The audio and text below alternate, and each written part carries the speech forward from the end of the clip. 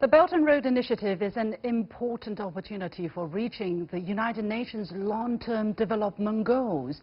UN Secretary General Antonio Guterres made these remarks in Beijing while attending the second Belt and Road Forum for International Cooperation. He said that with a huge investment in international cooperation, the initiative can not only have a stronger impact on economies and societies of the countries that have benefited, but also contribute to the country's development. How can we understand this? How does the Belt and Road Initiative align with the UN 2030 Sustainable Development Goals? Earlier, I sat down with His Excellency Nicholas Rosellini, UN Resident Coordinator in China, to talk about these issues. I started by asking him at the international level what mechanisms and solutions are in place to address the risks posed by the fourth industrial revolution. Well, I mean, the Industrial Revolution 4.0, which is how some people call it, is very disruptive and transformative. And of course, that brings opportunities. I mean, we see with the shared economy, people can be flexible in their working hours and so on. It allows distance learning. It allows expert medical advice in remote areas and so on. So there are many advantages to what's happening in terms of the digital economy and some of the transformations it's bringing. But at the same time, of course, it also brings risks. And those risks are about widening digital gaps within countries and between countries. And in some cases, then leading to more inequality. So, for example, for drivers, I mean, it gives them the flexibility and more opportunities to earn money driving, but at the same time, they're not covered by social benefits.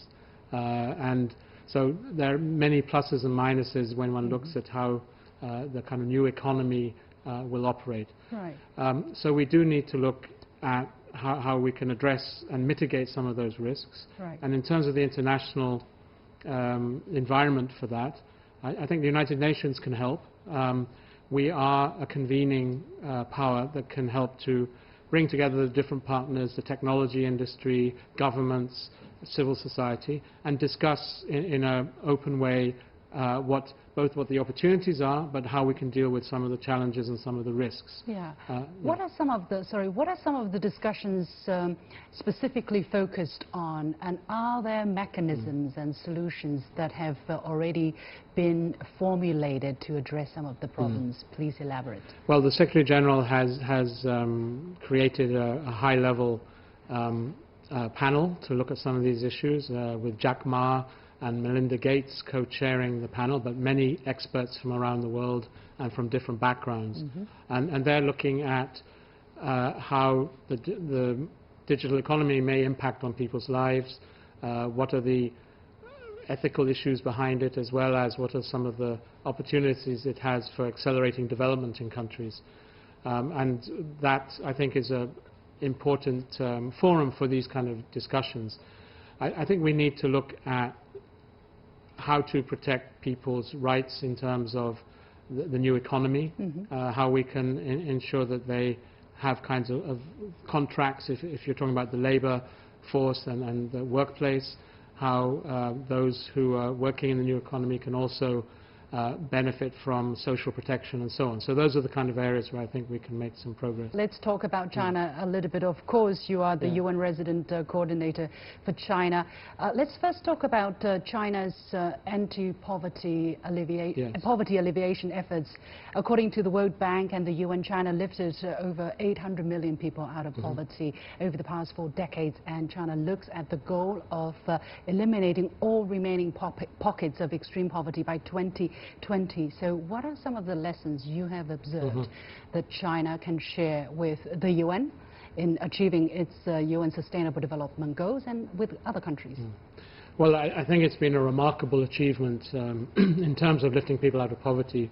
And we've seen this profound social transformation, more or less in the same time frame that the UN has been working in China and collaborating with China. We opened our presence in China 40 years ago, 1 year after the reform and opening up started. And we've seen a lot of that transformation. What is interesting, I think, is for other countries is how this transformation happened. So it's not about copying exactly what China did, because every country is different. Every country has to find its own path. But in the sense of having a very integrated approach, a holistic approach.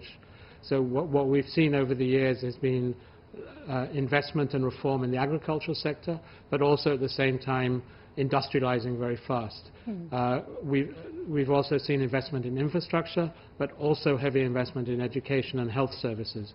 So I think one lesson from China is that you really do need to look at development as a package, and concentrate not only on economic development but also on human development, and I think China has shown that very well.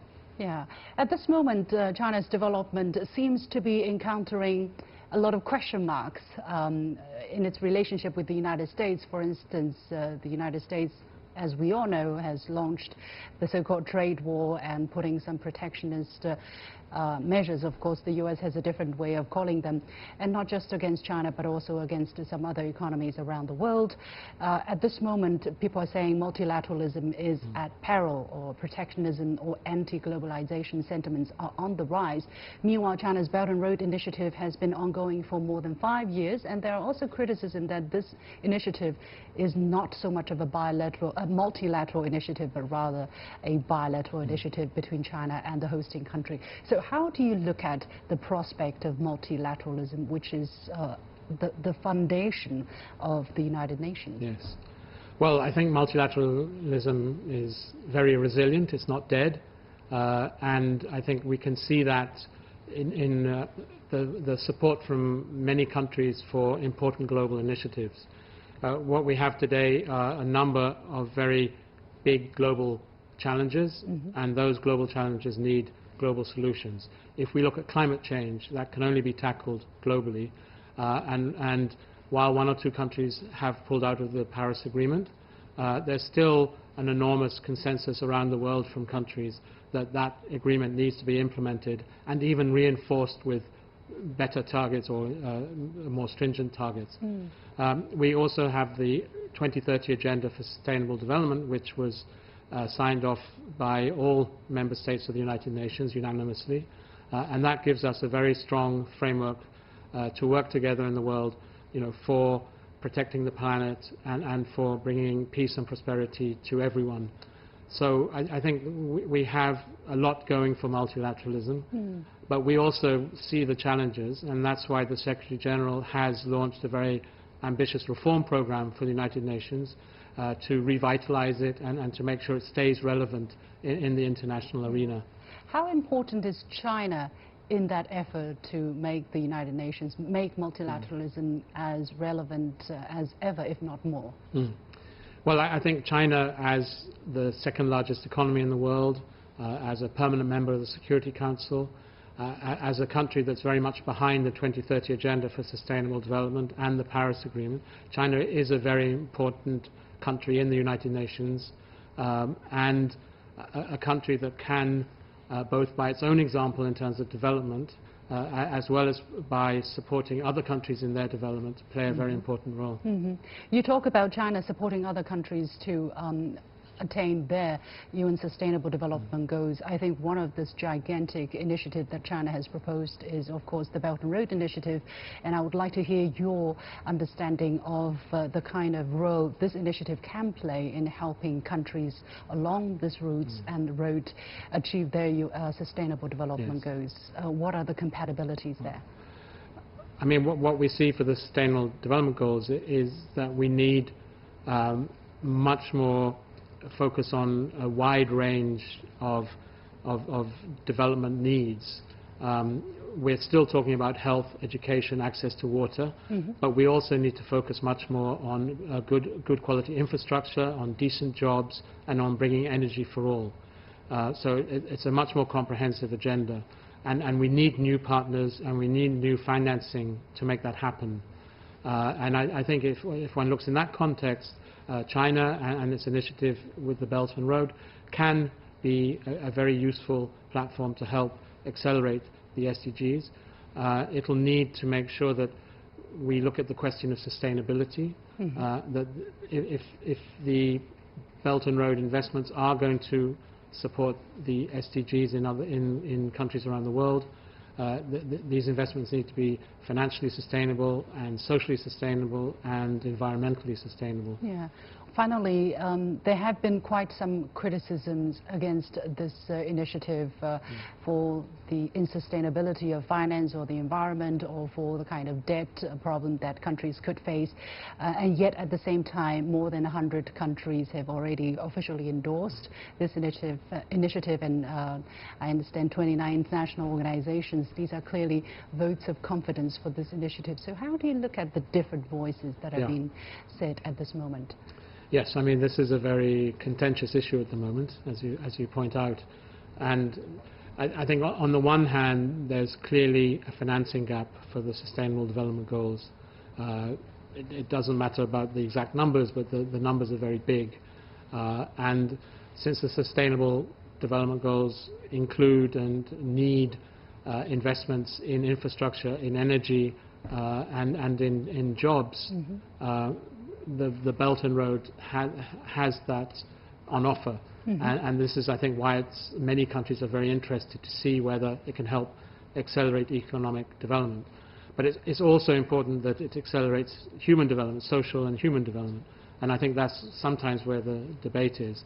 Now, I think what is happening is a lot of the debate is happening without data, without evidence.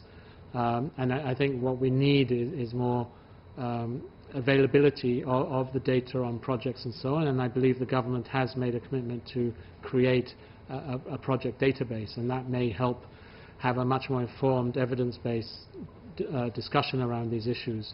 So, I mean, there has been studies done already, and there was one done last year by the Center for Global Development, which, through its own analysis, felt that there was no systemic risk of debt. It's not an inherent problem of the Belt and Road Initiative, but one has to disaggregate country by country, and in smaller, poorer countries there may be heightened risks, and what we have to do is look at how to mitigate those risks.